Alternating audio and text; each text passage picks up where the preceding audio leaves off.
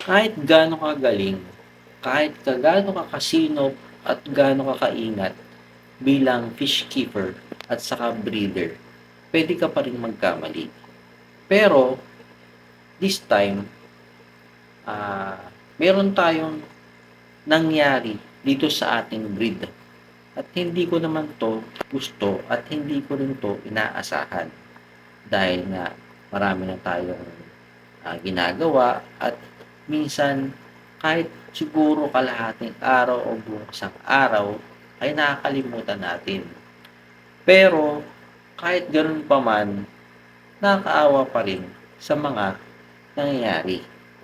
Alam niyo kung ano 'yon?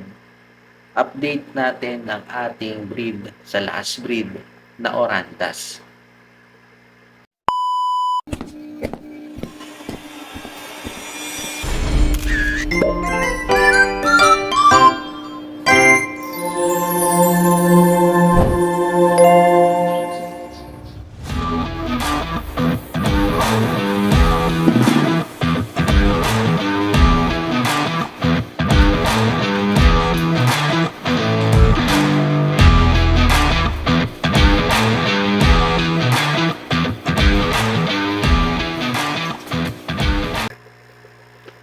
Itong mga eggs na nakikita nyo, dito nanggagaling yung mga itim-itim na yan.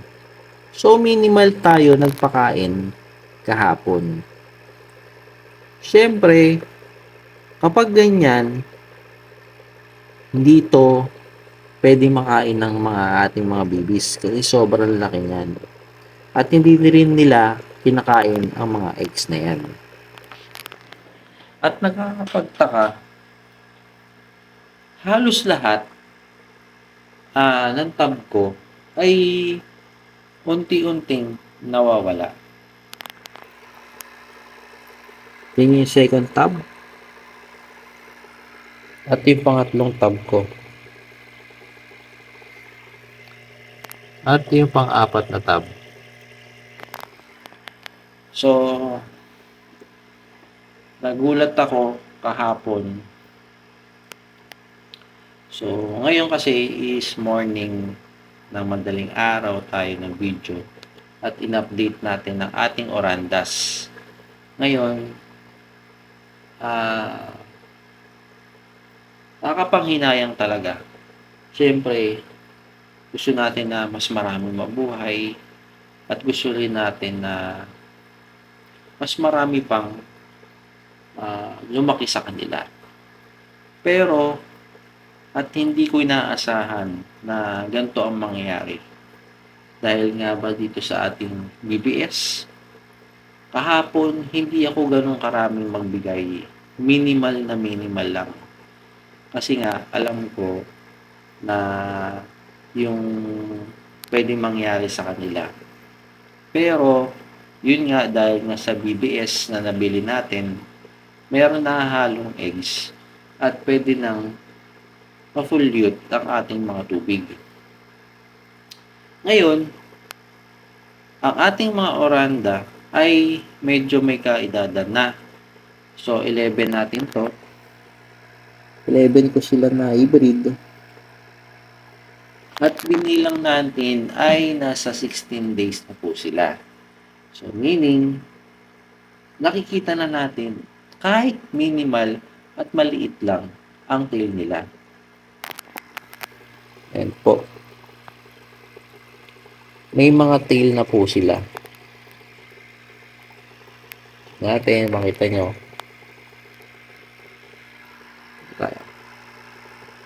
Ayan. Kung makikita nyo, may mga tail na sila.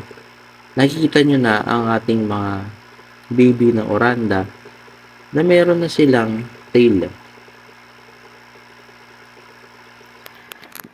At saka, kung napanood nyo yung nakarang araw, yung ating vlog na nagiging wild na sila, nagiging master fish na sila, at nagiging na silang carnivore, at pwede na nilang kainin ng kapwa nila kapatid.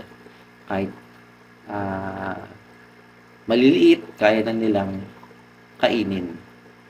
Kahapon nag-upload ako na actual na nangyayari kung bakit nauubos ang ating mga alaga na bibis na goldfish mula sa maliit at papuntang palaki na. Yung mga malalaking yan, sila'y nauuna. Pero, hindi lahat ng malalaki ay medyo may diferensya. Minsan, mas advanced lang sila mag-develop compared dun sa maliliit. Kahit dito, lagas, ilan na lang sila. Wala na akong magagawa at wala na rin akong pwedeng gawin dito at remedyo. Ang tanging ko na lang pwedeng gawin, kapag kasi medyo lumaki talaga ng konti, hindi na nila kayang kainin yung kanyang kapwa kapatid kasi natatakot na sila. Kapag medyo may kaedadan na, medyo malaki-laki na, tulad ito, kahit marami sila dyan at may maliliit dyan at pantay-pantay yan, hindi na sila magkakainan kasi alam na nila yung mga dapat nilang kainin. Ano?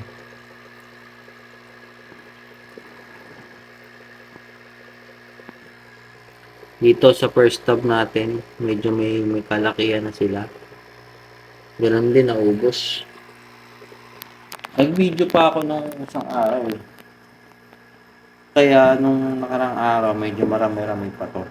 So ngayong date ngayon is 26 ay wala na po. Naubos na. Unting-unti na lang talaga sila. So para sa tab, ganyan na lang sila. Mas lalo dito. Ayan o, sila mo. Nag-ipon-ipon yan dito. Ayan o.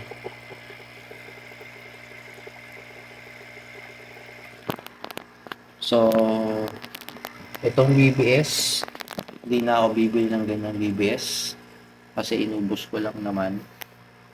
So, buti naman ay yung sa first, ito kasing mga breed natin ngayon is mga bata pa. Ang edad nito ay wala pang 1 taon. So, meaning, hindi pa sila totally solido na magbitaw. Pero, okay lang din naman na ganun nangyari kasi nga, try and error naman to. Kahit pa lang nung sisimula pa lang ako as beginner, pagiging breeder, nakapagpaanak ako ng ganito, minsan may times talaga na naubos talaga ang aking mga binibreed. Minsan, hindi naman ganun karami ang nabibreed natin. Minsan, marami talaga. Pero, hindi naman ako mauubusan ng mga alaga kasi nga meron tayong first breed, Orandas din 'yon. Meron tayong second breed, Orandas din 'yon. At meron din tayong isa pang breed na Oranda. At yung pinaka sumunod doon, pang-apat, ating Ryukin. Meron pa sa labas at malalaki na rin po sila. At ngayon kasi yung panlima, ito yung panlimang breed na ang aking dapat may marami ang buhay. Kasi paborito kasi yung trico eh. Ang breed natin dito ay Kirin at saka Calico. Pinag-combine natin silang dalawa. Ngayon, parang konti lang bubuhay dito at mangyayari kung may magsiselect man ako dito. I-keep natin, magsiselect tayo ng pwedeng maparami natin dito at makuha nating breeding. Kasi matagal-tagal pa naman yung ating paghahanda doon sa ating mga breeder. So, keeping muna tayo dito sa ating breed. No? Yung breed natin dito ay ilan lang mabubuhay. Update ko na lang din kayo kung ano yung mangyayari, kung ilan na lang ang mabubuhay dito. So, ang planning natin ngayon, lilinisin natin to at gawin natin tigisan na lang sila. pag-iisahin natin dito at saka dito. Itong dalawa, tanggalin na natin. At siguro hatiin ko na lang yung dalawa kahit ilang piraso lang sila. Parang katulad doon sa nakaraan, na konti lang sila nag-breed, sabay-sabay silang lumaki. At maganda yung kinalabasan at marami ang nabuhay din doon. Siguro mga 30 ata yun, mga ganun, sa 15 gallons natin. Kaya yun, nakalungkot man sa mga nangyari dito sa ating last batch na breeding.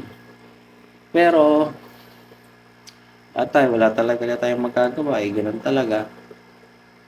So, babawi na lang tayo susunod na breeding kung makapag-breed man ulit tayo sa kanila.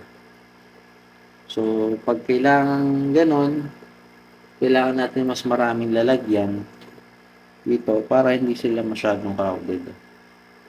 Kahit 4 na to. 4 na yan. Pero napansin nyo, yung unang breeding natin, kahit marami. Ito yun. Marami pa sila dun sa labas Hindi ko pa nasiselect Kasi nga, busy pa tayo.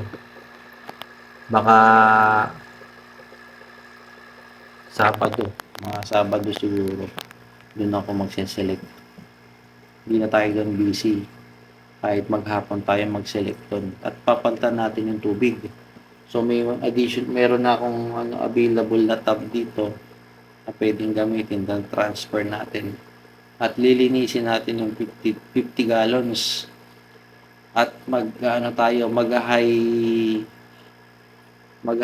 ng tubig. Tataas na tayo ng tubig kasi nga kaya naman na nila lumangoy at meron silang mga tail, caudal at makakalangoy na sila na maayos kahit mataas na ang kanilang level ng tubig. No? Dito ko natatapusin ang aking video sa episode na ito at maraming salamat sa panonood at suportahan nyo pa rin ako sa bawat upload ko. Marami tayong pwedeng gawin, basta update ko na lang kayo at susunod na araw update ko pa rin kayo sa mga level tayo ng sa ating mga alaga. At salamat sa inyong lahat. Peace out.